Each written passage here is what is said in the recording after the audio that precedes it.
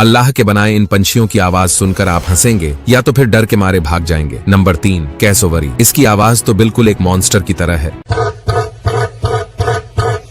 Number 2, kiwi bird. इस bird की डरावनी आवाज अगर आपने रात में सुनी तो सोचो आप पर क्या हाल होगा। और अब लास्ट वाले को देखने से पहले अगर आप भी मानते हो कि अल्लाह हर एक चीज को सबसे बेहतरीन बनाता है बिल्कुल इन पंछियों की तरह, तो इस चैनल को सब्सक्राइब करके कमेंट में यस जरूर लिख दीजिएगा। Number 1, white bellbird. इस परिंदे की आवाज बिल्कुल एक सायरन की तरह है।